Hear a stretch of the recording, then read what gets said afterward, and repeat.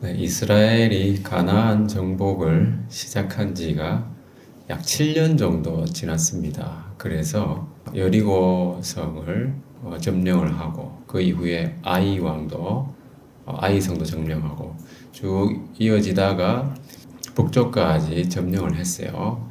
7년 정도가 흐르고 난 이후에 그동안에 점령했던 것들을 돌이켜보는 복귀하는 그런 내용들이죠.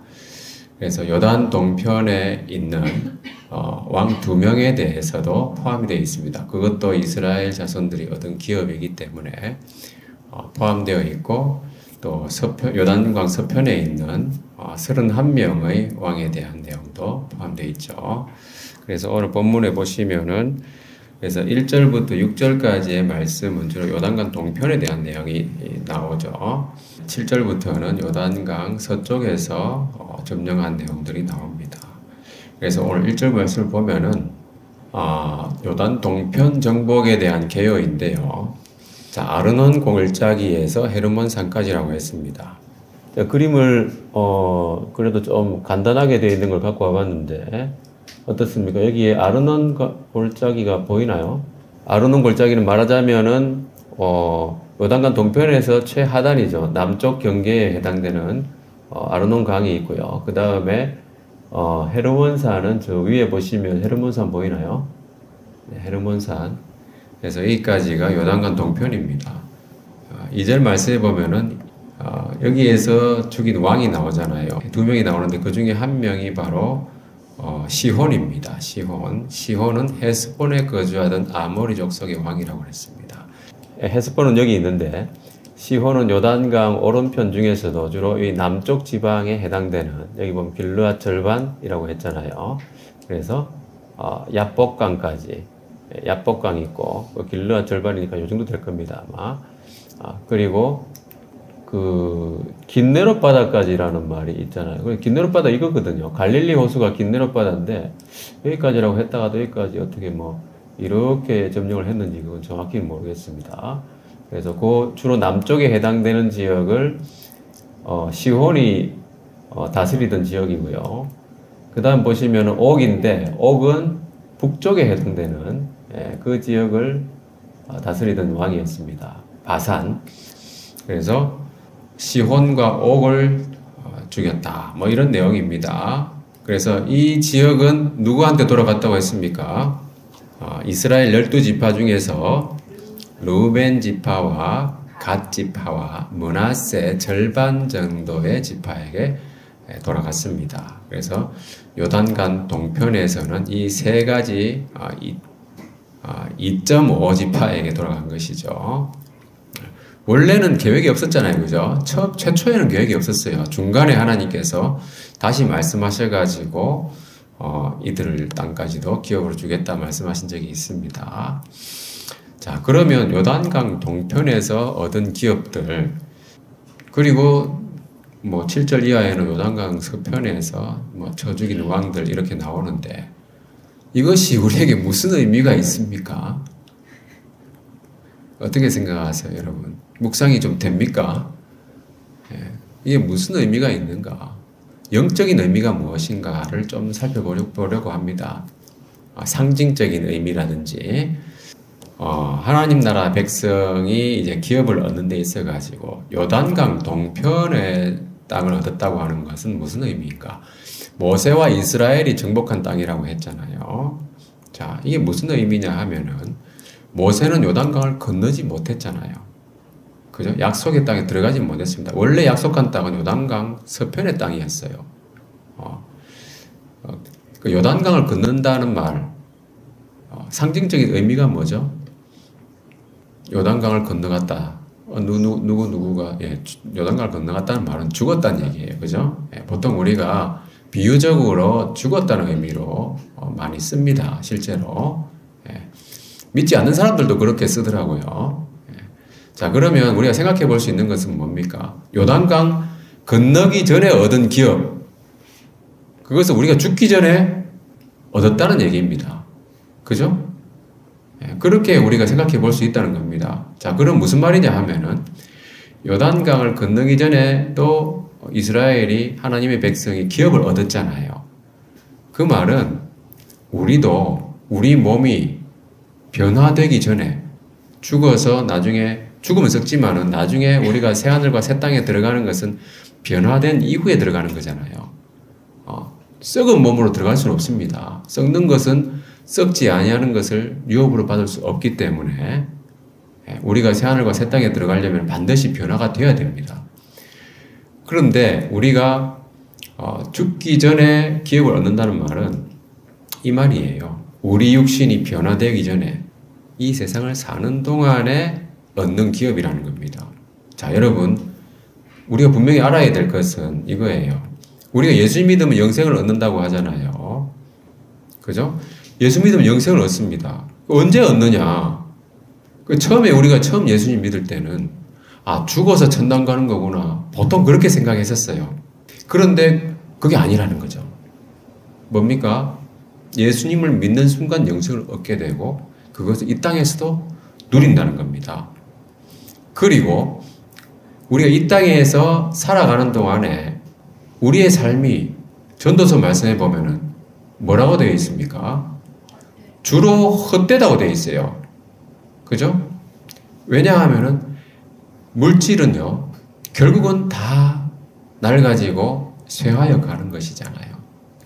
해 아래에서 수고하는 모든 수고가 사람에게 무엇이 유익한가? 헛되다는 겁니다. 해 아래는 새 것이 없다는 거죠. 자, 모두 다 헛된데 우리가 그래도 예수님을 믿으면은 이 땅을 살아가는 동안에 헛되지 않는 것을 기업으로 얻을 수 있다는 거예요. 여기에 주목을 하셔야 됩니다. 조금 전에 얘기했잖아요. 요단강 동편에서도, 그러니까 요단강을 건너기 전에도 기업을 얻을 수 있다고 했다는 것은 무엇을 의미하느냐 하면 우리가 이 땅을 살아가는 동안에도요, 영원한 것을 얻을 수 있다는 겁니다. 영원한 생명을 얻은 것 외에도 우리가 살아가는 동안에 헛되지 않는 삶을 살아갈 수 있다는 거예요. 자, 왜 그러냐 하면은 이 말씀을 보면은 헛된 이유가 뭐냐 하면은 해 아래에서 행하는 모든 일이라고 했잖아요. 그죠? 하나님께서 피조물들 중에서 가장 높은데 박아놓은 피조물이 바로 태양이에요. 그죠? 해입니다. 그래서 이 해 아래에서 행하는 모든 일은 헛되지만은 우리에게는 참빛이 벌써 비쳤다고 하는 겁니다. 이 빛은 물질적인 빛이 아니라는 거죠. 자, 이는 어둠이 지나가고 참빛이 벌써 비침이니라. 그래서 우리가 이 빛을 받으려면 어떻게 해야 됩니까? 자, 다 같이 고린도후서 5장 17절 읽어보겠습니다. 시작. 그런즉 누구든지 그리스도 안에 있으면 새로운 피조물이라 이전 것은 지나갔으니 보라 새 것이 되었도다. 네, 그래서 해 아래 있으면요 모든 것이 헛됩니다. 이 세상에서 살아가는 거, 여러분들 지금 많은 일들을 하고 있잖아요. 사람들의 욕심에 따라 가지고 또 필요에 따라 가지고 많은 일들을 합니다. 근데 그것이 다 헛되다는 거예요. 궁극적으로는. 그러나 그리스도 안에 있으면은 그것은 새로운 피조물이고 더 이상 헛되지 않다는 거예요. 자, 그래서 고린도전서 15장 58절에도 이렇게 말씀하고 있습니다. 내 사랑하는 형제들아, 견실하며 흔들리지 말고 항상 주의 일에 더욱 힘쓰는 자들이 되라고 하셨어요. 왜냐하면은 이는 너희 수고가 주 안에서 헛되지 않는다. 이렇게 약속하고 있다는 겁니다. 그러니까 많은 세상의 모든 것들은 다 헛됩니다.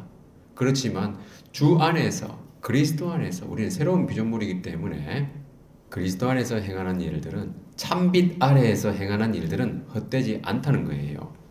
그러니까 여러분들이 우리가 살아가는 동안에도 얻을 수 있는 기업은 무엇인가 라고 했을 때 바로 그리스도 안에서 행하는 것.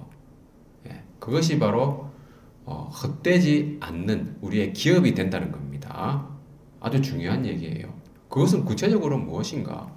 여러 가지 이야기 해볼 수 있겠지만은 이 예를 한번 보도록 하겠습니다. 자, 마가복음 5장에 보면은 12해를 혈루증으로 앓는 여자가 있었어요.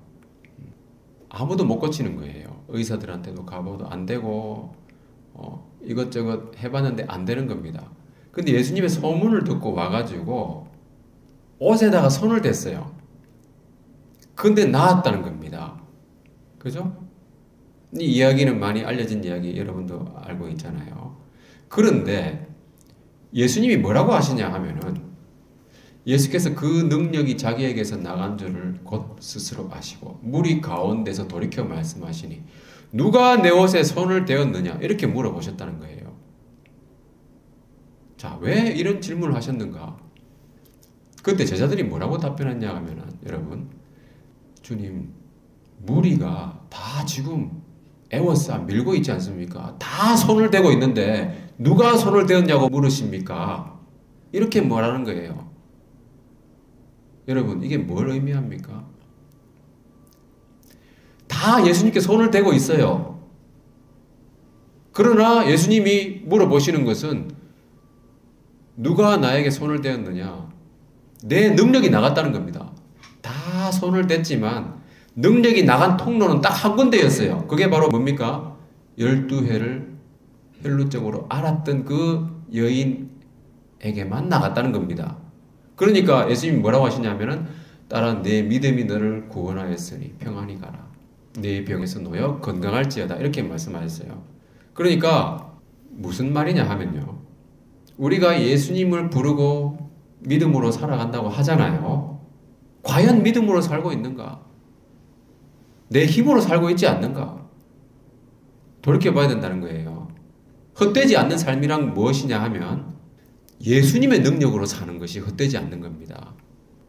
나의 능력으로 살잖아요. 나의 지혜와 명철과 나의 능력으로 살면 그건 헛된 거예요. 예수님의 능력이 아니면은 그것은 믿음으로 행하는 일이 아니기 때문에 주님의 능력을 받을 수 없고 내 힘으로 사는 거예요. 그건 믿음이 아니에요. 그것은 헛된 겁니다. 그렇게 살아가는 삶은 그리스도 안에서 살아가는 삶이 아니라는 겁니다. 이해가 되십니까? 그것은 그리스도 안에서 살아가는 삶이 아니기 때문에 헛되다 하는 겁니다. 그래서 우리가 이 세상을 살아가는 데 있어서 뭐 주일날 예배도 드리고 기도도 하고 찬양도 하고 뭐 생활 속에서 밥 먹기 전에도 기도하고 많은 신앙생활의 모습들이 있잖아요. 예, 그리고 여러 가지 일들도 합니다. 그런데 그 모든 일들에 있어가지고 내가 믿음으로 살아가느냐 하는 겁니다. 그 믿음으로 살아간다고 하는 것은 정말 주님의 능력을 힘입어서 의지하고 살아간다는 거예요. 그렇지 않으면은 그냥 손대는 거하고 똑같은 거예요. 믿음 없이 손대는 거. 예. 그래서 우리가 믿음으로 살아가는 그런 삶은 헛되지 않다. 그리고 자, 이 말씀을 보시면은 보라 내가 속히 오리니 내가 줄 상이 내게 있어 각 사람에게 그가 행한 대로 갚아주리라 그랬어요. 그러니까 우리가 이 땅에서 살았던 그 모든 삶은 있잖아요. 대부분 헛되지만 그리스도 안에서 행한 일들은 헛되지 않다고 했습니다. 그 헛되지 않는 것은 나중에 결국은 하나님께서 갚아주신다. 보상해 주신다는 겁니다. 그것을 우리가 믿어야 돼요. 그것을 믿고 사는 겁니다. 그리고 정말 우리가 헛되지 않게, 그죠? 믿음으로 살아가는, 주님을 의지하며 살아가는 여러 가지 우리의 삶의 모습들이 있을 수 있겠지만 그 중에 가장 확실한 건 뭐겠습니까? 가장 확실한 것은 말 그대로 우리가 지금 이 시간에 예배하는 것처럼, 그죠? 정말 이 시간에는 정말 하나님께 집중하는 시간이잖아요. 그 시간만큼은 누가 뭐라고 해도, 그죠? 딴 거 안 하고 하나님께 집중하면은 되는 거예요. 그렇지 않습니까? 이게 헛되지 않는 거예요. 주님께 예배하는 시간, 헛되지 않습니다. 그리고 말씀 묵상하면서 기도하고, 개인적으로도 그렇게 가지는 시간이 있잖아요. 큐티하고, 경건의 시간 가지고. 그 시간 결코 헛되지 않습니다, 여러분. 하나님께서 그 시간들 다 체크하시는 거예요. 성경 읽고, 기도하고, 또 나누고, 우리가 주님 안에서 또 나누는 시간도 있잖아요. 그죠? 그런 것들은 너무나도 확실한 기업이 될 수 있는 그 시간들입니다, 여러분. 정말 귀히 여기셔야 돼요. 결코 헛되지 않다. 그래서 경건한 생활을 우리가 훈련하고 했을 때 그것을 통해서 하나님께서 분명히 보상해 주신다고 하는 것을 믿어야 됩니다. 자, 디모데전서 4장 7절 8절 다 같이 읽어보겠습니다. 시작. 망령되고 허탄한 신화를 버리고 경건에 이르도록 네 자신을 연단하라. 육체의 연단은 약간의 유익이 있으나 경건이 범사에 유익하니 금생과 내생의 약속이 있느니라. 네, 여기 보면은 경건은 범사에 유익하다고 그랬습니다. 그래서 우리 자신을 훈련해야 되는데 이것은 금생과 내생의 약속이 있다고 분명히 말씀하시는 겁니다. 그죠? 그래서 우리가 이 땅에 살아가는 동안에 요단강을 건너기 전에도 우리는 분명히 영원한 기업을 얻을 수 있다고 하는 거. 그것을 여러분들은 꼭 기억하셔야 돼요. 헛된 삶이 있고 헛되지 않는 삶이 있다고 하는 겁니다. 자, 그리고 요단 서편에서도 땅을 얻었잖아요. 그죠? 이것은 원래 약속하신 그 약속의 땅이었잖아요. 자, 여호수아와 이스라엘이 정복한 땅이었습니다. 그것은 뭐겠습니까? 요단강을 건넌 후니까 이것은 말 그대로 우리 육신이 죽고 썩었지만 나중에 주님이 다시 오실 때는 변화됩니다. 그죠? 주님 다시 오실 때 변화돼가지고 새 하늘과 새 땅에서 얻는 기업입니다. 그래서 새 하늘과 새 땅, 그것은 결코 썩지 않는 것이잖아요. 썩을 것을 입고 있으면 우리는 썩지 않는 것을 유업으로 얻을 수 없다고 했어요. 그렇기 때문에 우리 몸은 반드시 변화되어야 됩니다. 그리고 그 약속이 있죠. 다 같이 빌립보서 3장 20절 21절 시작. 그러나 우리의 시민권은 하늘에 있는지라 거기로부터 구원할 자 곧 주 예수 그리스도를 기다리노니 그는 만물을 자기에게 복종하게 하실 수 있는 자의 역사로 우리 낮은 몸을 자기 영광의 몸의 형체와 같이 변하게 하시리라. 주님께서 다시 오실 때 이때 이루어지는 구원, 이것은 영화라고 했잖아요. 그래서 주님께서 만물을 자기에게 복종케 하실 수 있는 자의 역사로 우리의 이 낮고 천한 몸이잖아요. 그죠? 쉽게 병들고 아프고 결국은 죽어서 썩어질 이 몸이지만은 영광의 몸으로 변화시켜 주신다고 하는 약속이 있습니다. 그랬을 때 우리는 새 하늘과 새 땅, 그 영광스러운 나라에 들어가는 거예요. 요단강 서쪽에서 우리가 기업을 얻는다고 하는 것은 결국 영원한 하늘나라, 궁극적인 구원의 완성입니다. 그 의미가 분명히 있습니다. 어려운 거 아니죠. 자, 그리고 요단강 서편에서 정복한 왕들이 쭉 열거되어 있잖아요. 총 몇 명입니까, 여러분? 네, 맨 마지막 절에 나와 있잖아요. 31명의 왕이었습니다. 그 31의 의미가 무엇일까요? 한번 생각해 보겠습니다. 3일입니다. 그죠? 생각나는 거 있습니까? 성경의 여러 숫자의 상징적인 의미를 여러분 찾아보시면 나오겠지만은, 자, 삼위일체 하나님이죠. 뭐냐 하면은, 하나님의 신성을 의미하는 것이 3일입니다. 31이.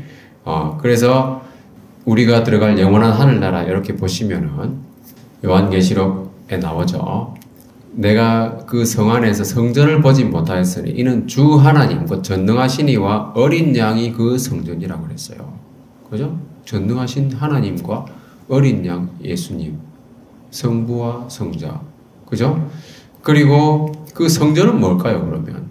성전은 바로 성령이 아니겠습니까? 그리고 그 성은 해와 달의 비침이 쓸데없다. 이런 하나님의 영광이 비치고 그 어린 양이 그 등불이 되신다고 그랬어요. 그 하나님과 예수님 나오잖아요. 그 성령님은 보이지 않게 암시되어 있는 거예요. 그 빛이 바로 성령님이고요. 그 성이 바로 성령님일 수도 있고요. 예. 그리고 자, 만국이 그 가운데로 다니고 땅의 왕들이 자기 영광을 가지고 그리로 돌아간다 그랬어요. 이건 무엇을 의미합니까? 성령을 받은 그리스도인들을 말하는 거예요. 우리 안에 성령이 내주하시잖아요. 성령으로 거듭난 그리스도인들을 의미하는 겁니다. 바로 우리가 왕노릇하게 되는 그 땅의 왕들이에요.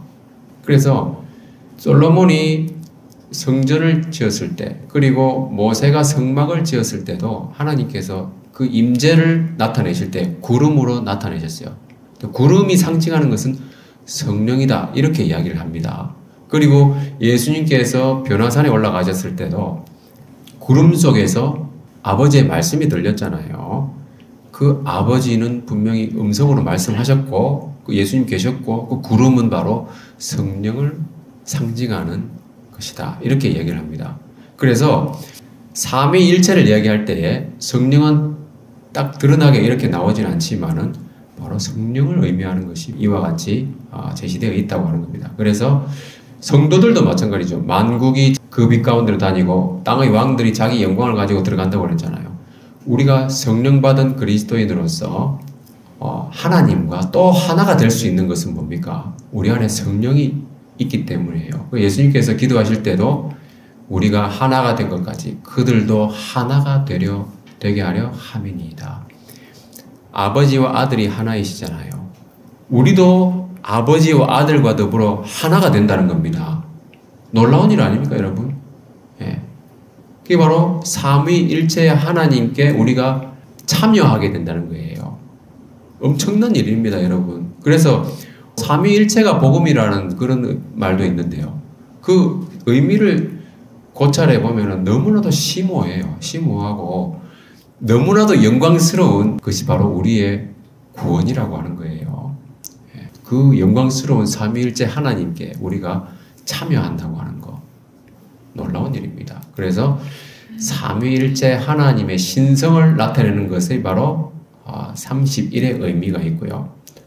또 31의 의미는 씨 또는 종자 이런 의미가 있다고 합니다. 그래서 그것을 우리가 생각해 보면 뭐냐 하면은 씨라고 하는 건 새 생명을 탄생시키는 거잖아요. 그래서 31의 의미는 새 생명이다. 날마다 달마다 새로워진다고 하는 그런 의미를 가지고 있는 거죠. 그래서 여러분 그 아이스크림 유명한 그 브랜드도 31가지잖아요. 그죠?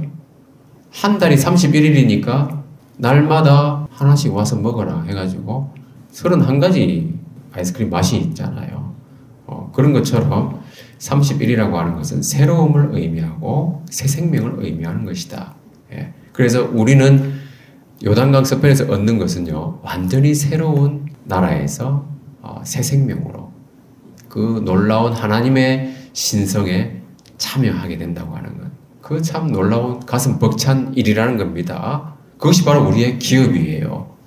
그래서 새 생명, 수정같이 맑은 생명수가 계속 흐른다고 그랬잖아요. 하나님과 어린 양으로부터 나온다고 했습니다. 그래서 그 생명수는 또 성령을 상징한다고 볼 수 있습니다. 그래서 항상 그 생명수가 흐르기 때문에 시들지 않는 거죠. 그죠? 결코 시들지 않고 영원히 싱싱한 것을 유지할 수 있는 그 생명력을 하나님께서 보여주신다는 겁니다. 자, 그리고 요단강 동편에서 얻는 땅. 그죠? 요단강 서편에서 얻는 땅. 자, 요단강 동편을 우리 1절에서는 뭐라고 이야기했습니까? 1절 다시 한번 이렇게 보시면은 요단 저편, 해 돋는 쪽이라고 그랬잖아요. 그죠? 그러면은 반대로 요단 서편은 뭐겠습니까? 해 지는 쪽입니다. 그러니까 하나님 나라의 기업은요, 해 돋는 데서부터 해 지는 데까지입니다. 무슨 말입니까? 빛이 비치는 모든 곳이에요. 그것이 바로 하나님의 기업입니다. 이것이 물질적인 의미에서는 시편 19편에 나와 있는 것처럼 태양이 솟아올라서 쭉 이렇게 운행을 하다가 결국 지잖아요. 그 열기에서 피한 자가 없다. 결국은 지구가 돌기 때문에 모든 곳에 다 햇빛이 비치잖아요. 예. 물질적으로는 전체 이 지구를 비추는 그런 의미가 있지만은 하나님께서 주시는 빛은 뭡니까? 하나님과 어린 양이 비추시는 그 빛은 바로 새로운 빛이죠.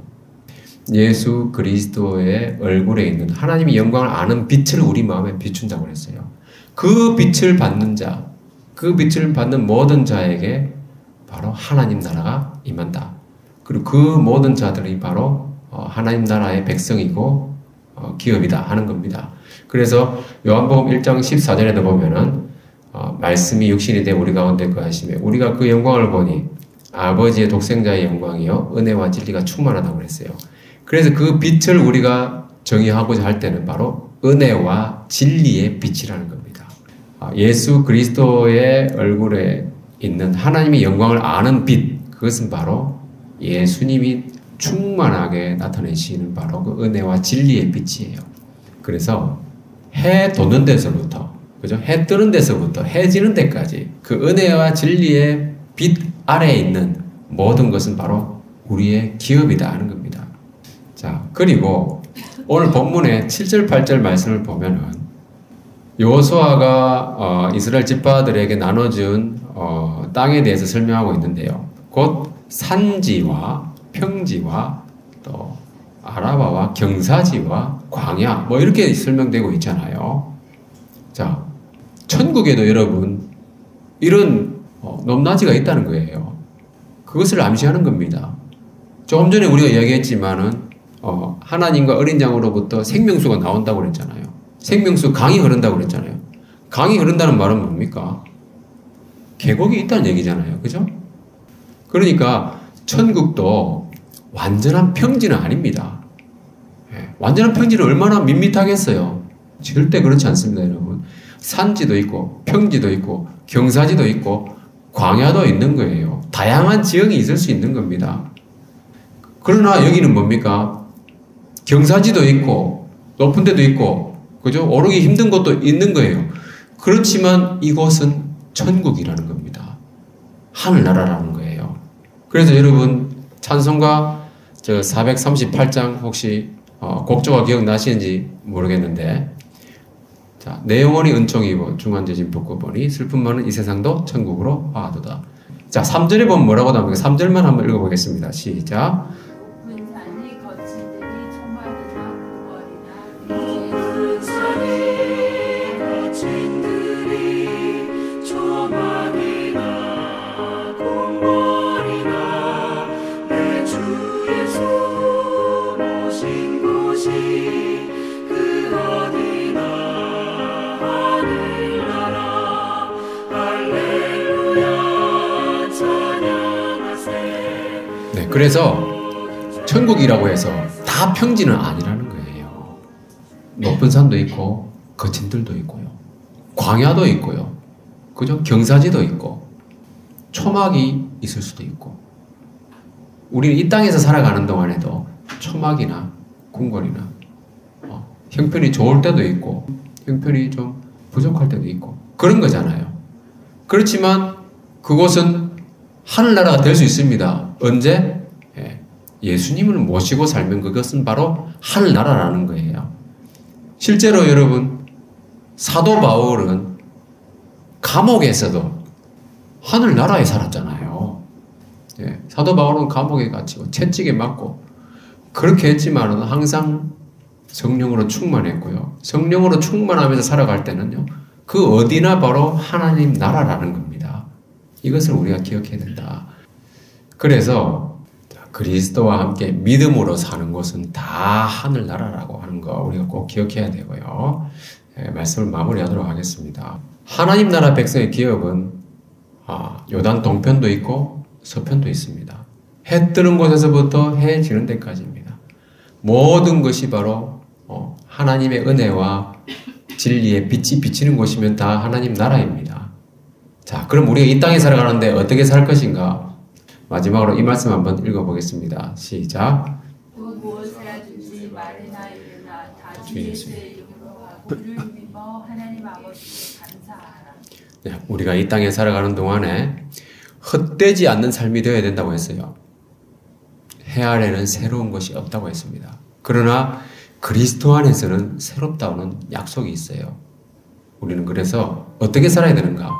말이나 일에나 다 주 예수의 이름으로 하라고 했어요. 그러면서 하나님 아버지께 감사한다. 감사가 넘치는 삶이 바로 하나님 나라예요. 자, 그래서 은혜와 진리의 빛 안에서 주 예수의 이름으로 살아가면서 감사가 넘치는 저와 여러분 되시기를 주님의 이름으로 축원합니다.